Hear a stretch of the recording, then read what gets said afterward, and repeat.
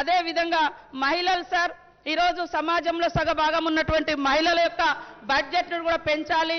ఇవాళ అన్ని రంగాలలో మహిళలు ఉన్నారు, కానీ ఈ మగవాళ్ళ కొంతమంది మెదళ్లలో మరి ఫ్యూడల్ మెంటాలిటీ అణిచి, అంటే తల్లి కడుపుల నుంచే పుడతారు కానీ తల్లి ఎద మీద ఎగిరి తన్నేటువంటి దుర్మార్గులు కూడా ఈ సమాజంలో ఉండడం బాధాకరం సార్.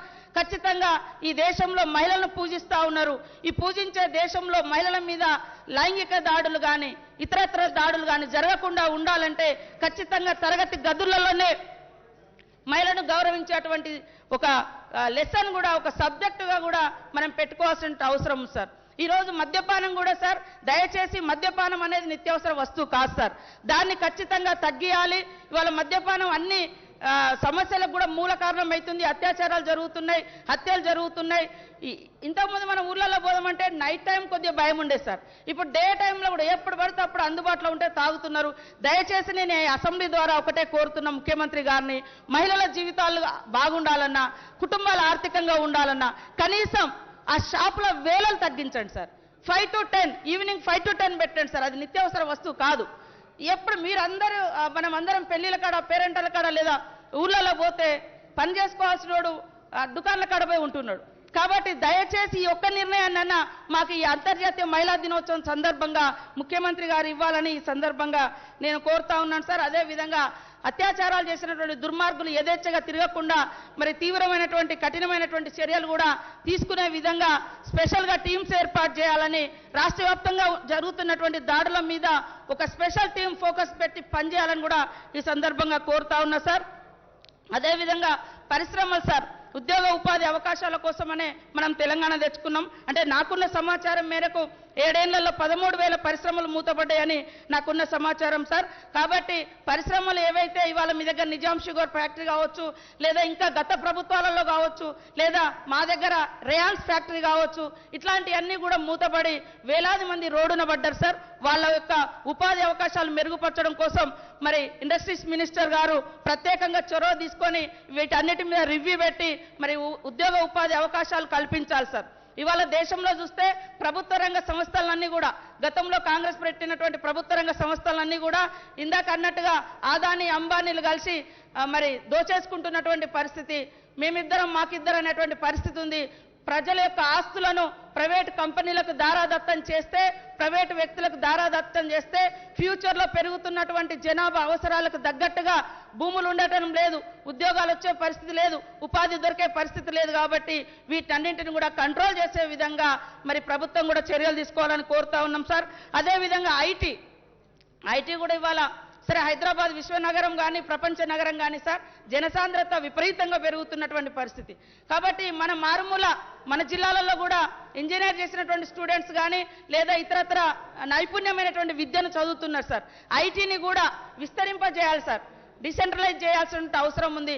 కేవలం హైదరాబాద్ చుట్టుపక్కల కాకుండా ప్రతి జిల్లా కేంద్రానికి ఐటీ సంబంధించినటువంటి సేవలు విస్తరించే విధంగా మరి ఐటీ శాఖ మాత్యులు కృషి చేయాలని కూడా ఈ సందర్భంగా కోరుతా ఉన్నా సార్. అదేవిధంగా ప్రైవేటు ఉద్యోగాలు పెద్ద ఎత్తున సృష్టించబడుతున్నాయి, కానీ ప్రైవేటు ఉద్యోగాలలో మరి స్థానికులకు చాలా తక్కువ అవకాశం ఉంది. మనం తెచ్చుకున్నదే నియామకాల కోసం. కాబట్టి మన యొక్క యువతకు ఉద్యోగ ఉపాధి అవకాశాలు కల్పించాలంటే ఖచ్చితంగా ఏ ఫ్యాక్టరీ వచ్చినా, ఏ పరిశ్రమ వచ్చినా, ఏ ఐటీ రంగం వచ్చినా దాంట్లో 95% ఉద్యోగ అవకాశాలు కల్పించాలని, స్థానికులకు ఉద్యోగ అవకాశాలు కల్పించాలని కోరుతా ఉన్నాం సార్.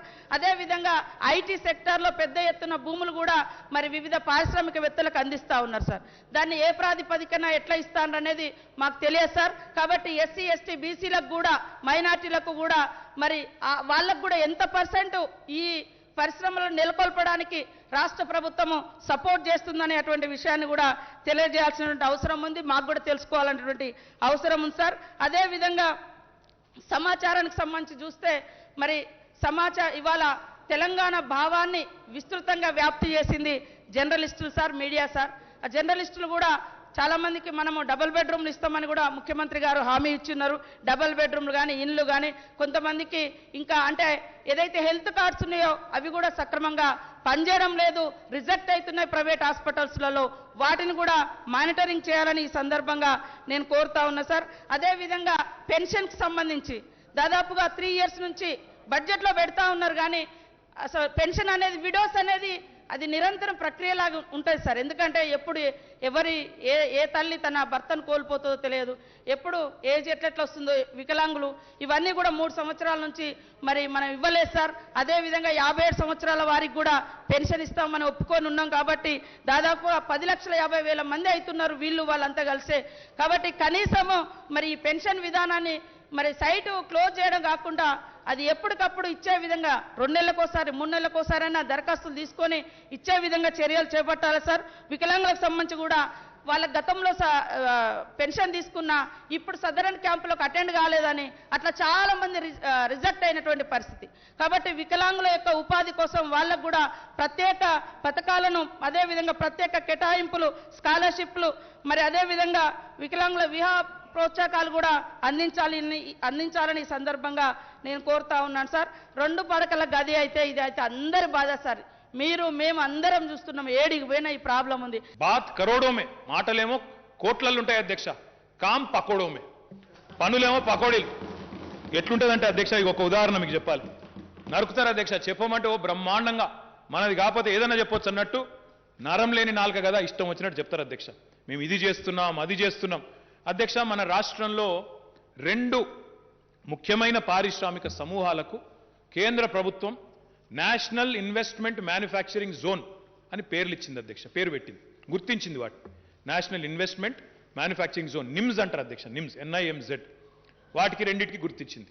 ఒకటేమో జహీరాబాద్లో ఒక పారిశ్రామిక సమూహం ఉంది అధ్యక్ష, జహీరాబాద్ నిమ్స్ అంటాము, దాన్ని గుర్తించినారు.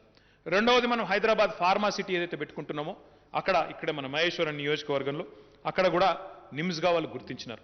మేమేమనుకున్నాం అధ్యక్ష అంటే బాగా బ్రహ్మాండమైన మద్దతు వస్తుంది, 1000 కోట్ల రూపాయలు తన్నుకుంటూ వస్తాయి కేంద్రం నుంచి. ఇక నిమ్స్ పేరు బ్రహ్మాండంగా ఉంది కదా అధ్యక్ష చెప్పడానికి, NIMZ. కాబట్టి జబర్దస్త్ నిధులు వస్తాయి, 1000 కోట్ల రూపాయలు తన్నుకుంటూ వస్తాయి, కోట్ల ఉపాధి సృష్టించవచ్చు, ఉద్యోగాలు సృష్టించవచ్చు అని చెప్పి మేము ఆశించినాం అధ్యక్ష. అధ్యక్ష, దురదృష్టం ఏంటంటే 2016 జనవరిలో ఈ జహీరాబాద్ నిమ్స్కు కేంద్ర ప్రభుత్వం 6 ఏళ్ల కిందట అధ్యక్ష గుర్తింపు ఇచ్చింది నిమ్స్గా. అధ్యక్ష, అప్పటి నుంచి ఇప్పటి వరకు 6 ఏళ్లలో ఘనత వహించిన మోడీ గారి ప్రభుత్వం జహీరాబాద్ నిమ్స్కి ఇచ్చిన పైసలు ఎన్నో తెలుసా అధ్యక్ష? కేవలం 3 కోట్ల రూపాయలు అధ్యక్ష, 3 కోట్లు.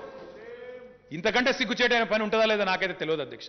ఎందుకంటే మొత్తం 6 ఏళ్లలో 2016లో నిమ్స్ అని గుర్తింపించి ఈ రోజు వరకు 6 ఏళ్లలో వాళ్ళు ఇచ్చింది ఎంత అయ్యా అంటే 3 కోట్ల అధ్యక్ష. అధ్యక్ష, ఫార్మా సిటీ అధ్యక్ష, హైదరాబాద్ ఫార్మా సిటీ నిమ్స్, దీన్ని గుర్తించినారు అధ్యక్ష. నిమ్స్ అని పేరు పెట్టినరు, ప్రాజెక్ట్ ఆఫ్ నేషనల్ సిగ్నిఫికెన్స్ అన్నారు. జాతీయ స్థాయిలో బాగా ప్రాముఖ్యత కలిగిన రంగం ఫార్మా రంగం, బల్క్ డ్రగ్స్ రంగం, కాబట్టి మిమ్మల్ని గుర్తిస్తున్నామన్నారు.